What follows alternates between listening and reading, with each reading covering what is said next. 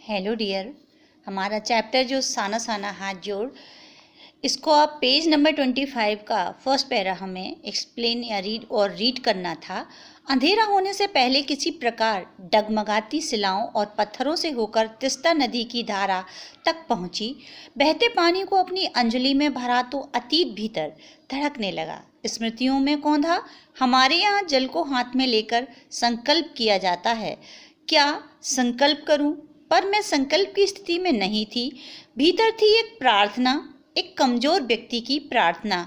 भीतर का सारा हलाहल, सारी तामसिकताएं बह जाएं इसी बहती धारा में। रात धीरे धीरे गहराने लगी। हिमालय ने काला कंबल ओढ़ लिया था। जितेन ने लकड़ी के बने खिलौने से उस छोटे से गेस्ट हाउस के में गाने की धुन पर जब अपने संगी साथियों के साथ नाचना शुरू किया तो देखते देखते एक आदिम रात्रि की महक से परियों की कहानी सी मोहक वह रात महक उठी। मस्ती और मादकता का ऐसा संक्रमण हुआ कि एक एक कर हम सभी सैलानी गोल गोल घेरा बनाकर नाचने लगे। मेरी 50 वर्षीय सहेली मणि ने कुमारियों को भी मात करते हुए वो जानदार नृत्य प्रस्तुत किया कि हम सब अवाक उसे देखते ही रह गए। कितना आनंद भरा था उसके भीतर। कहाँ से आता था इतना आनंद? देखिए, सबसे पहले तो लेखिका जहाँ पे चिंतनशील हुई है उस वस्तु को हम यहाँ एक्सप्लेन करना ज़्यादा महत्वपूर्ण समझते हैं। अब क्या है, वो ये कहती है जैसे ही उसने तिस्ता नदी को देखा और तिस्ता नदी को देखकर उसके अंदर एक भाव जागृत हुआ कि वो उसके पानी को अंजुली ये हाथ में ये कहलाती है अंजुली में भरकर उसके भीतर हमारे अंजुली में लेकर हमारे धर्म में हम ये होता है कि हम लोग संकल्प करते हैं। जब किसी पूजा या कहीं पे कोई पूजा करते हैं उसका संकल्प लेते हैं तो हाथ में पानी लेकर हम लोग संकल्प एक दृढ़ता से प्रतिज्ञा करते हैं। ये संकल्प कहलाता है कि हम कोई भी काम अमुक काम को अपनी पूरी शिद्दत के साथ करेंगे। तो ये संकल्प कि उस पानी को लेकर उसे ऐसा याद आ रहा था कि हमारे धर्म में ऐसा किया जाता है। लेकिन वो कहती है कि मैं तिस्ता नदी के जल को लेकर किसी संकल्प की स्थिति में नहीं थी।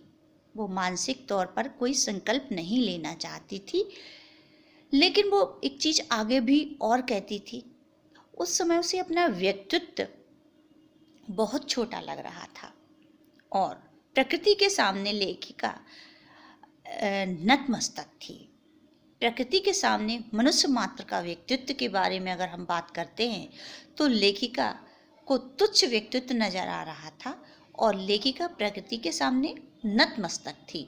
ठीक है, तो वो सोचती है कि इस स्थिति में मैं क्या संकल्प करूं। उसकी अंतर्मन, उसका अंतरात्मा एक कमजोर स्थिति में था। ठीक है, और फिर वो कहती है उसके जो भीतर एक मतलब एक कमज़ोर जो उसका जो कमजोरी जो उसकी थी वो अंदर से प्रार्थना कर रही थी कि सारी तामसिकताएं और सारे जो हम लोग तामसिकताएं जो बहुत सारी चीज़ें हैं, मतलब जो हमारे अंदर बुराइयां हैं, सारी बुराइयां, भीतर का सारा हलाहल विष बुराइयां क्या हो, सारे तामसिकताएं, बुराइयां और तामसिकताएं इस तिस्ता नदी के जल में या इस प्रकृति की विराट सत्ता में, ईश्वरत्व की जहाँ में अनुभूति होती है उसकी उपस्थिति में कैसी हो जाएं, बह जाएं, धार में बह जाएं। और ये चीज़ उसका एक दर्शन था। और फिर क्या हुआ, जितेन नारगे जिसके बारे में हम आपको बता चुके हैं, उसको वहाँ मतलब उसके साथ वो रहती है, मतलब उसने यात्रा की है। तो जितेन नारगे उसके साथ आता है और रात्रि में वहाँ पर सबको ठहरने का बढ़िया सा इंतज़ाम करता है। रात्रि में नृत्य गायन होता है। उसकी मणि जो उसकी मित्र है, मणि उसकी जो मित्र है 50 साल होने के बावजूद, 50 साल की उम्र होने के बावजूद भी एक बेहतर नृत्य प्रस्तुत करती है और एक खूबसूरत शाम और रात्रि उन लोगों की वहाँ पर पार्टी टाइप की होती है, पिकनिक होती है। वो लोग सभी नाचते गाते हैं, भोजन करते हैं। मतलब रात का जो उसका समय वो बहुत खुशी खुशी उसका समय गुजरता है। ठीक है डियर, तो नेक्स्ट पैरा में हम इसके आगे एक्सप्लेन करेंगे। God bless you dear children.